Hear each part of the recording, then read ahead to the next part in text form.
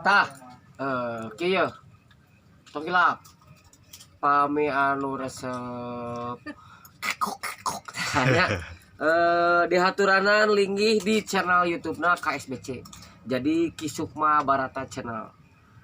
Mengeksplor tapak leluhur, mengungkap mitos atau fakta. Omat. Tong lalajo sesoranganan. Bisi dileg-leg juring.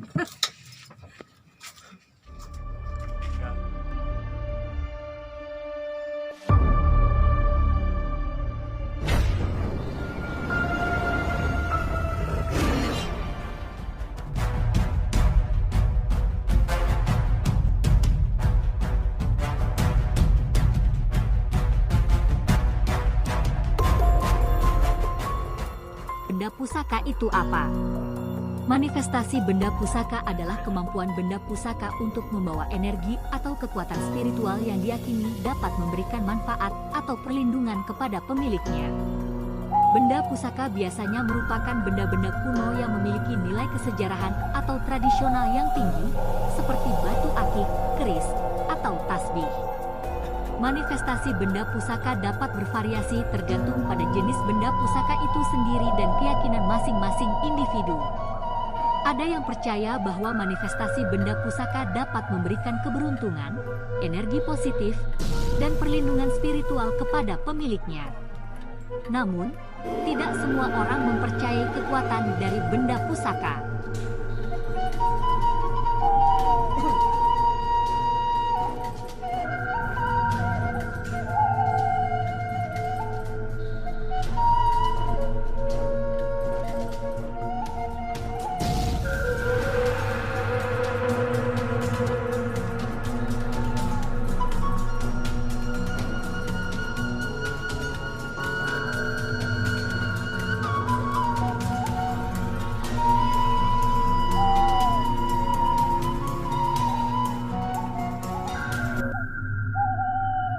Assalamualaikum, sampurasun, rahayu, rahayu, rahayu. Alhamdulillah pada kesempatan kali ini kita semua selalu berada di dalam lindungan Allah Subhanahu wa taala. Pada kesempatan kali ini kami di sini mau berbagi pengetahuan solusi bagaimana tempat usaha kita, warung kita, atau bisnis kita apapun terkena santet. Jadi solusi bagi tempat usaha ataupun toko ataupun jenis-jenis usaha yang lainnya yang terkena santet, entah itu teluh ataupun guna-guna ataupun disalahi orang lain agar usaha kita hancur. Nah, bagaimana solusinya? Kita bahas. Tanda-tanda kalau usaha kita itu disalahi orang lain dengan cara dikirim santet ataupun dikirim guna-guna, biasanya yang sering, yang pertama ini tanda-tandanya ini ada tanah yang berbeda dengan tanah yang ada di tempat usaha kita. Nah, ini berarti yang digunakan adalah santet yang menggunakan tanah kuburan.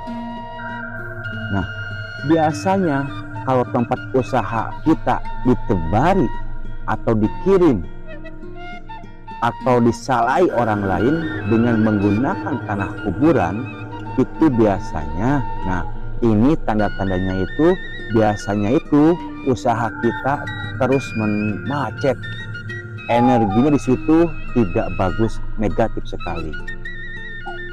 Dan biasanya orang yang berada di tempat usaha itu uring-uringan, masalah kecil jadi besar. Dan biasanya lagi ini adalah penampakan yang terus menerus di tempat usaha yang dikirim tanah kuburan tadi. Nah, kalau sudah mengetahui bahwa ada tanda-tanda semacam itu, kita harus berhati-hati. dan menggunakan cara ini nanti. Bagaimana cara mengatasinya? Nah, caranya kita menggunakan cara-cara orang tua dulu, cara kuno. Ini bagi semua agama, bagi non-muslim, bagi semua agama bisa menggunakan dengan cara ini, yaitu kita siapkan. Kalau sudah seperti tadi ya, usaha kita macet, biasanya rame langsung macet dan total, padahal itu dalam keadaan yang wajar loh ya. Nah, terus macet total, terus suasana dalam rumah itu panas, uring-uringan terus, suasana nggak betah di situ, kemudian ada penampakan-penampakan yang aneh-aneh ya. Ini ambil saja sapu lidi, sapu kawah. Jadi sapu kawah itu atau sapu geram itu dari lidi, sapu dari lidi yang sudah digunakan berpuluh-puluh tahun. Kadang-kadang warnanya itu sudah pendek, bahkan sudah lumutan, saking lamanya itu semakin bagus. Biasanya di desa-desa, di kampung-kampung itu masih punya. Nah, itu ambil sapu lidi, kemudian kita sapu saja tempat usaha dengan sapu kawah tadi atau sapu geram tadi. Nyapunya ini pas maghrib. Nah, jadi menjelang maghrib sampai maghrib, pas maghrib lah ya, pas maghrib kita nyapu semua. Nah, niatnya pun adalah gini, niatnya adalah, ya Tuhan, atas izin Allah saya berniat membersihkan semua energi negatif yang ada di tempat ini. Nah, kita semua sapu. Nah, sapu sampai bersih itu selama 7 hari. Jadi selama 7 hari berturut-turut. Pas maghrib ini ya, pas maghrib ya. Nah, ya ketika matahari terbenam. Nah, niatnya seperti tadi. Biasanya baru 3 hari saja, kalau tempat kita dikirim santet seseorang atau disalib seseorang, biasanya itu ada yang suara ledakan, entah itu di pojokan tempat usaha kita, ataupun mungkin di atas genteng, atau di atas atap, ataupun di sekitar tempat usaha itu. Semuanya biasanya 3 hari itu ada suatu fenomena yang aneh. Nah, setelah mengetahui ada ledakan semacam itu, kita siapkan air, kemudian diberi daun kelor, kemudian diberi garam krosok, kemudian tambah doa. Nah, doa ini terserah sesuai dengan agama dan kepercayaannya masing-masing. Nah, kemudian tempat yang ada ledakan tadi, yang terdengar suara ledakan, siram dengan air yang tadi. Nah, ini cara yang pertama. Kemudian ini yang cara khusus umat muslim. Nah, kita berpuasa 3 hari. Nah, ketika usaha macet dan ternyata itu dikirim sampai seseorang atau dipesan seseorang, kita puasa 3 hari. Yaitu dimulai hari Selasa. Jadi hari Selasa, Rabu, Kamis. 3 hari ini kita puasa. Nah, malamnya di malam Selasa ya. Di malam Selasa, malam Rabu, malam Kamis, kita habis jam 12 malam kita sholat hajat. Nah, kita sholat hajat, ini 2 rakaat salam. Setelah itu kita membaca hasbunallah wa ni'mal wakil 1000 kali. Nah, kemudian kita sholat hajat lagi 2 rakaat.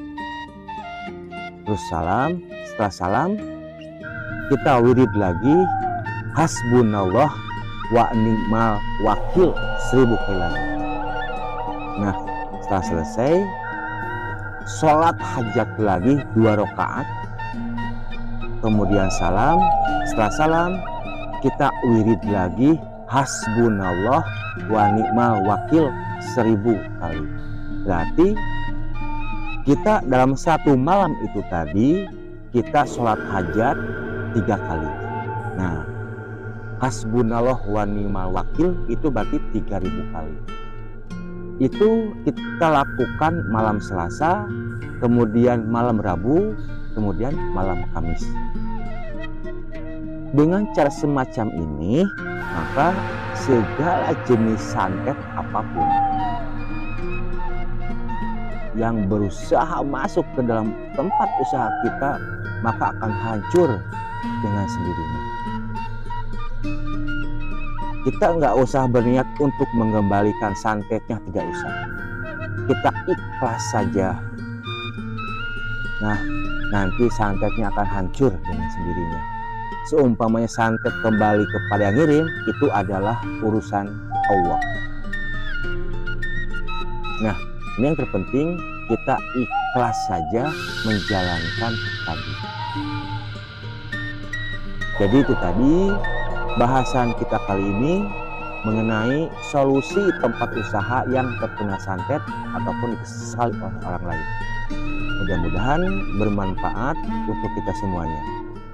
Dan bagi sobat-sobat KSB dimanapun berada, kami akan kembali. Kami di sini bukan untuk menggurui, tapi kami di sini bertukar pengetahuan. Mudah-mudahan tontonan ini bisa menjadikan suatu tuntunan. Mohon maaf yang sebesar-besarnya apabila ada salah-salah kata ataupun tingkah laku yang kurang berkenan. Ambil point of view-nya, ambil yang baik-baiknya, buang yang jelek-jeleknya. Bantu doa, bantu support agar kami bisa terus berkarya. Assalamualaikum, sampurasun, rahayu, rahayu, rahayu. Salam kuncup Nusantara.